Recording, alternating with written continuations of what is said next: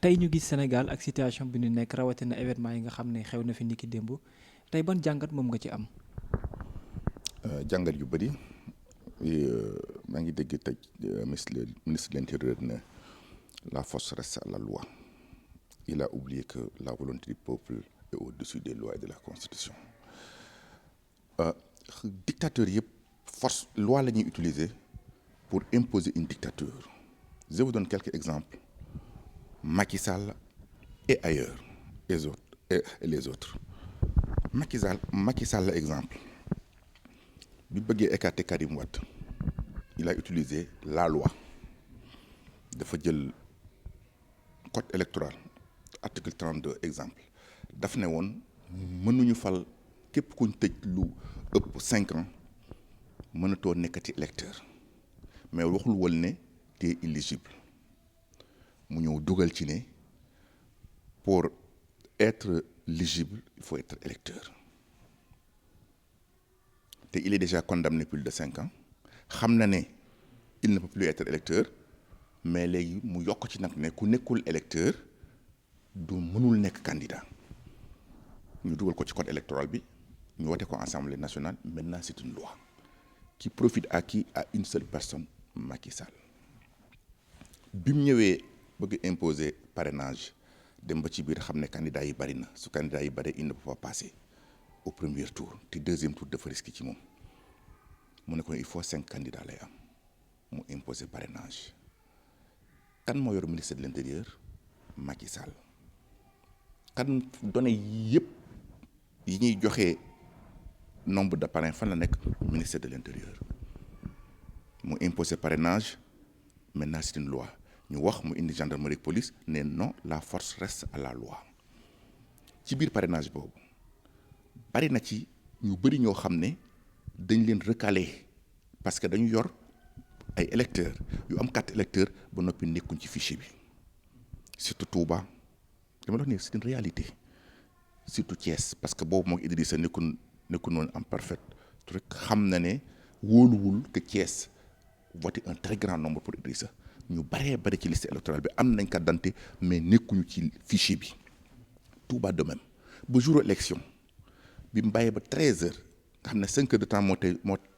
ñu tëj bureau yi mu génne décret le jour des élections même ne ku amul carte d'identité xaw ma 10e bureau lañ ko tuddee xaw ma 12e bureau soo yoree sa carte d'identité soo demee su fekkoo sa tur ci bureau bi ñu la bind nga dem ci xaw ma 10e bureau xaw ma 12e bureau xoolal ma arnaque yooyu lépp il le fait au nom de la loi. mu ñëwaat ba ci temps yi mu xam ne day ñàng ci côté parce que xam na ne moom peuple bi ça ne va pas te toujours mi ngi def ay études xam na ne ni mu bëggee monarchiser état bi indi fii racisme bu ko def ci famille ak famille jabaram ak ay mbokkam kese day indi problème te wóoluwul Sénégalais yi léegi mu indi loi assemblée ñu jox ko tous les pouvoirs pour tuddee ko en cas de catastrophe sanitaire ou naturelle catastrophe naturelle ban définition la ça n'existe presque pas et ça dépendra maintenant de sa volonté ça bu ko neexee léegi moom ministre de l'Intérieur force reste fan à la loi quelle loi mooy volonté bi mu transformé ay loi par ces députés mécaniques. Est-ce que c'est pour dire que ni événement yi xew démb yëpp jaay doole bu Macky Sall amal. c'est très clair dama leen bëgg a leeral naka lay jaayee doole te di làqu ci ginnaaw loi soo waxee muy leen force reste à la loi c'est une expression caduque d'ailleurs c'est une expression ancienne c'est une expression dictatoriale mais moom lay teg pour que làqu ci ginnaaw loolu ngir duñ ne Macky Sall mais ñu ne loi fekk na loi boobu lim bëgg la transformer ci loi pour recaler Karim Wade pour imposer parrainage pour pouvoir passer au premier tour mais aussi pour s'accaparer tous les pouvoirs pour en cas bu gisul lu mu xamul rek bu yëfi dégénérer rek mu déclarer état catastrophe soit naturel ou je sais pas quoi loi boobu que le ministre de l'Intérieur nous impose que oui force reste à la loi apartheid xam nga apartheid xale nga xam naa ne mais bien sûr xam nga apartheid en tant qu'intellectuel apartheid était une loi Nelson Mandela xëy na ko 27 ans plus de presque 100 000 morts mais c'était une loi lan moo lakk Côte d'Ivoire tey loi Henri Koné Bédié bi mu gisee Alassane Ouattara nekk un grand adversaire lan la def dafa génne benn loi ivarité sa papa sa yaay nekkul ivoirien mënoo nekk candidat point mu nekk loi. Il fallait qu'il y ait un coup d'état dindi Hissène Habré bi pour rétablir l'ordre pour que Alassane Ouattara jaar ay droit am ba tey mu mën a nekkaat tey candidat malheureusement nag tous ces gens là nga xam dañu xeex bu ñu ne fi bu ñu ñëwee ñooy pire ñi ñu remplacer exemple Macky Sall tout ce qui luttait contre Abdoulaye Wade tey réccu nañ ko parce que Macky Sall sur le plan démocratique il est pire qu'Abdoulaye Wade ça c'est clair même si su fekkee ne def nay avancé à feneen parce que le Sénégal avance de toutes les façons alors voilà comment les dictateurs imposent leur volonté en passant par les lois utiliser les forces de l'ordre parce que ñoom loi rek lañ leen di wax ñooy leen lii mooy loi lenn rek moo mas a dindi loolu fu mu mën a doon ca Blaise Compaoré ca apartheid feneen fu mu mën a doon mooy la volonté du peuple est au-dessus des lois et de la constitution. loolu day mel ni donc appel à la résistance la te loolu déjà dañ ko dal di transformer mu nekk appel à l'insurrection est-ce que aussi amul la ci yor ci yow sa bopp. lan laa fi waxoon lu wane appel à l'insurrection. bu waxee ne maanaam askan yi que dañoo war a résister pour jàmmarloo ak jaay doole gi. waxuma non waxuma ko de man dama lay wax ay waxi jàmbur li ma lay wax nii dara man ragaluma je suis pas peur de Macky Sall et ses soldats faalewuma leen sax d'ailleurs man li may wax nii kenn mënu ci dindi dara li ma la jox nii c'est des exemples tangibles concrets ça li ma wax nii c'est l'histoire ce sont des faits néew ma kenn génnal yàq dara néew ma dama ne loi bii nga xam ne ak loi bu mu mën a doon d'ailleurs mais surtout loi boo xam ne si volonté wu quelqu'un pour intérêt d'une famille une personne lañ jël def koy loi pour ne par la force reste à la loi laa ne leen la volonté du peuple est au-dessus des lois dégg naa ko ci professeur Doudou Ndoye et de la constitution dégg naa ko ci professeur Doudou Ndoye je le cite la volonté du peuple est au-dessus des lois ça c'est clair. Ousmane Sonko ñenn ñi jàpp ne ñi ne jaay doole la ñi jàpp ne piège bi ñu ko tegal la ni ki démb ñaari ni mel yow ban gis-gis nga ci am démb. bu mu ci doon c'est ridicule parce que d'ailleurs xam nga dafa yomb parce que Macky Sall dafa tombé fi ñu ko doon xaar dañ doon xaar ne muy taw muy nees day dal ci ko Ousmane Sonko parce que moom amul fitu jàkkaarloog adversaire politiquement non amul élégance boobu amul fit boobu xam na ne aussi il n'est pas majoritaire actuellement xam na ko bu baax a baax il faut que mu dal ci ko Sonko jaar ci ay côté viol ak yu ñàkk fayda yoo xam ne Sénégalais yi gëmuñu ko léegi nag il faut que Ousmane Sonko démb doonuñu ko woon bàyyi et puis je dénonce ñu arrêté garde corps am toroxal ko di ko dóor di ko pompe ci ban réew lañ nekk lii la Macky Sall doon dénoncé démb moom la Macky Sall lay def tey avec son ministre de l'Intérieur un jeune boo xamul dara boo xam ne si c'est un procureur nga xam ne moom il ne sait que des ordres mais moom yokku ci mais da cee rax zélé démb zélé rek lañ fi def nee na ay nervi amul woon je laisse les Sénégalais apprécier est-ce que liñ doon gis démb ay nervi lañu wala du ñuy nervi je m'arrête là de toutes les façons je répète li nga ma doon wax noonu dama ne la volonté du peuple est au-dessus des lois Blaise Compaoré bi ñu koy enlever dese woon na ko 5 mois constitutionnellement légalement et constitutionnellement amoon na 5 ans mandaam desoon na ko mais daf bëggoon imposer 3e mandat peuple bi génn enlever ko Hosni Moubarak bi ñu koy enlever dese na ko 3 ans Zeynil Abidine Ibn Ali mooy Ben Ali bi muy jógee bi ñu koy enlever 93% la gagné woon deful woon sax 2 ans ñu enlever ko parce que volonté du peuple est au-dessus de tout mani Mali volonté populaire non du fi bàyyi benn président dictateur peuple nag une fois que leur volonté ça veut dire que leur volonté yi ñu defoon ay loi ngir organiser dëkk bi su demee benn dictateur ba ko jël defe ko nu ko neex contre le peuple mais on verra. ñu gis aussi ñi nga xam ne ñooy yenn pro Sonko wala lu ñu mënti doon ak manifestation yi ñuy nemmeeku yàqute yu bari loolu est-ce que loolu aussi itam jar na ko. waaw damay duut baaraam Macky Sall gis nga wax dafa am solo te kilifa dafa war a xam nu muy waxee lan la Macky Sall waxoon xam nga Abdoulaye Wade dafa indi woon benn système mooy bu ñuy ku am lu la naqari bul dagg sax sa liggéey parce que loolu chinois yi ñoo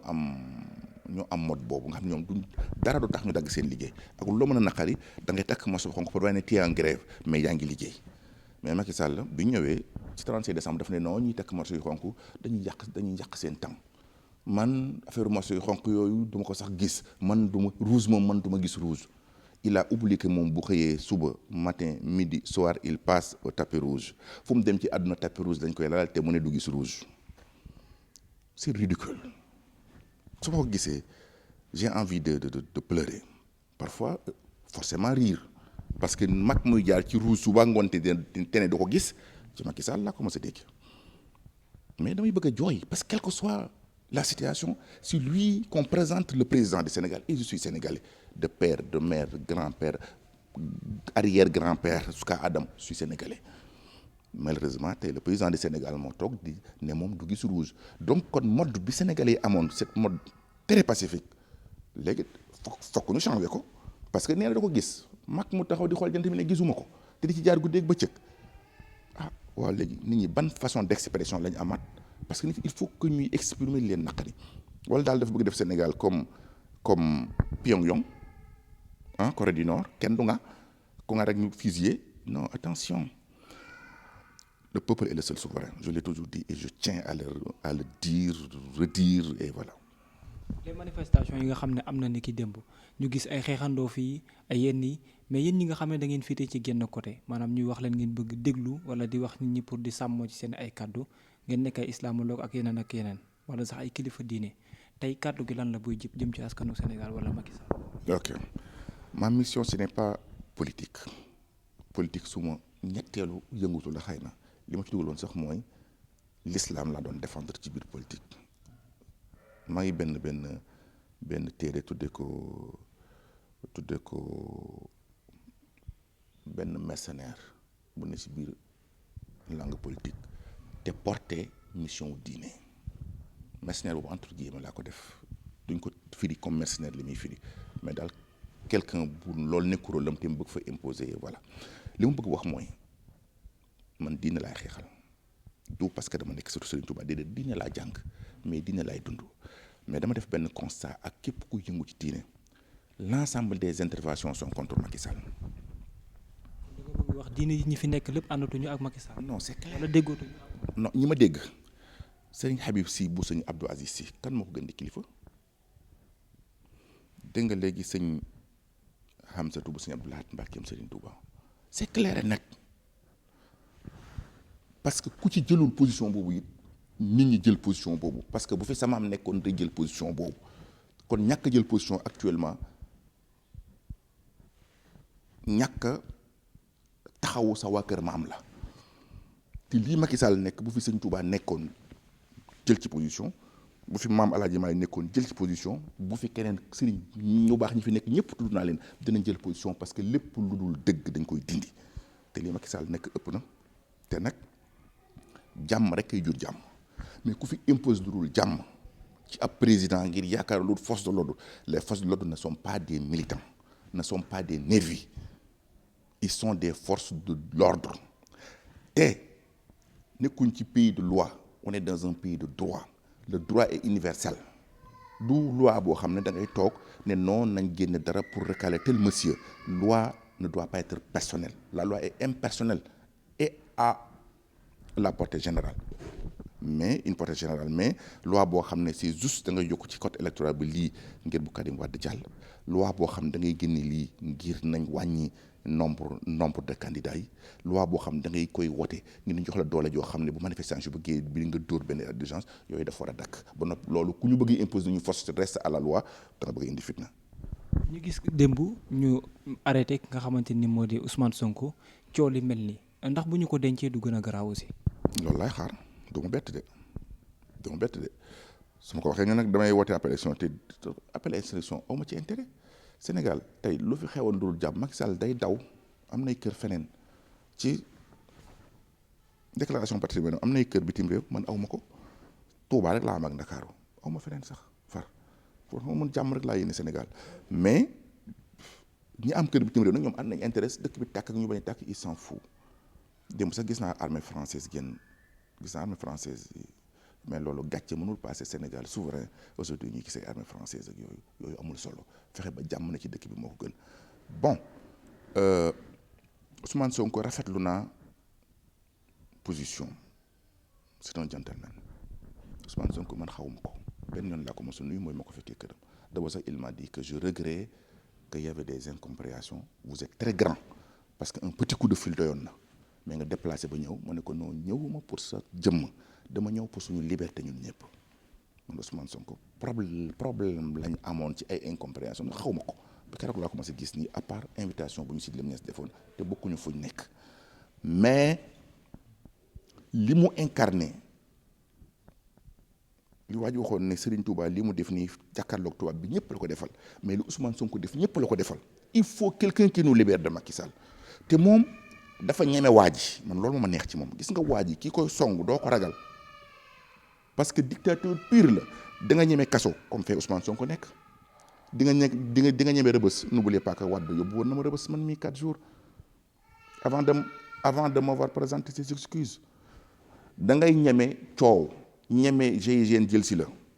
ñeme mbedd mi Ousmane Sonko voilà l'homme Ousmane Sonko. est-ce que nekkul ñeme googu tam moo ko yóbbee li muy dund tey. mais li muy dund tey mi ngi koy dund pour libérer tout un peuple histoire le retient histoire retient Ousmane Sonko aujourd'hui nga defee ne man sëñ Modou Bousso Dieng surtout sëñ Touba damay dem ci Ousmane Sonko parce qu'il est Ousmane Sonko du tout man am naa parti légalement constitué depuis 2000 maa njëkk am Ousmane Sonko parti Ousmane Sonko xëy na moo mag mais légèrement ay 4 ans yooyu la may magee man sëñ Touba sama maam man jeexal naa lépp lu muy jàng ci l'islam ba noppi aw ma 26 ans mais ce n'est pas ça sama personne am solo la Ousmane Sonko li muy incarné daf ma koy defal di ko defal ñëpp tey noblesse Ousmane Sonko kenn mënu ko natt. ci sa gis lan moo war a nekk taxawaayu Sénégalais jëm ci jëmmam ak guddi ñu toll nii. ñëpp derrière Ousmane Sonko jusqu'à ce que ëllëg Ousmane Sonko koy fallu di melaat ne Macky Sall comme nañ taxawoon Macky Sall bi ko Wade convoqué ba koo tëj mais fan la Macky Sall jaaroon moo tax le préfet Ousmane Sonko day. waaw ci fi nu préfet bi démb avant arrestation yi boobu tamit. attroupement xam nga man moom bokk na ci suma programme di ñu ne Sénégal ay préfet yi du amati. ñu suqi fi préfet yi. yooyu moom c'est tout à fait français ay préfet yooyu moom. lu waral loolu ñëw ci sax. non c'est archaïque loolu jamono yi loolu français ko des ci àdduna loolu affaire colon la te fa ba noppi amul solo boo demee ci arab yi am nay muhafid mais duñu am rôle préfet comme nii. préfet démb ci lu am la nekkoon parce que moom moo war a régner que circulation yi ci ni mel aussi xaw a jaar yoon loolu moo tax mu dox. Macky Sall son patron avait oublié que bi ko commissaire Modou Diagne convoqué sûreté urbaine ci digg mbedd yi la doon jaar di drainer ful di wuy ji pourquoi pas Sonko moom it jaar fa ko neex wuy ji Macky Sall bu ñu canalisé woon dañ na ko coppee na ko awal corniche bi wuy si kon du ànd ak kenn te kon dañ koy defeere mais mu dafa ànd ak ful pour moom tamit donner une réponse politique mais pourquoi pas Sonko ñii kiiwuñu sax ak seen conscience amuñu sax équilibre ak seen xel loolu c'est récent c'est juste 2009 ou 2010 je sais pas donc kon li valable loon ci Macky Sall te ñu bu ko xañal Sonko j'insiste sur la noblesse de Sonko gentleman la ñeme na waa ji te ça c'est ce qu'il faut ñeme na ko et puis li mu wax dama ko téye dane ce monsieur là amul bàyyiwul xel ci ay loi ak yooyu yoonam nekku ci effectivement oui devant lui il n'aura la faiblesse aucune face à Macky Sall il ne faut pas être faible il faut être très fort boo xam ne dañ lay rey mais deel ci ngor te nag bul faible jamais liñ naan dafa am fit dafa ñemee lu mu dugg day rey noonu la coupé Sénégalais yëpp ba ñëpp na cocc bu dem ak dafa dëgg boobu dama ne le pouvoir reste au peuple le peuple est le seul souverain la volonté du peuple est au-dessus des lois de Macky Sall. lan moo nekk tey seen taxawaay ci doxalinu Sénégal xiiroo beeg ŋaayoo bi ndax waxtaan juboo warul mën a am. loolu la ñëpp bëgg mais vous avez entendu que tous les religieux appellent Macky Sall à la raison ci ñi ma ci déggoon ci Karim Wade di dégluwu leen woon ci Khalifa Sall di dégluwu leen woon xaw ma nag ci Ousmane Sonko dina leen déglu mais daal su déggul sëñ si tamit dina dégg gone yi loolu daal laa defee te loolu laa gëm nag ay ci du reculer face à un peuple non c'est faux.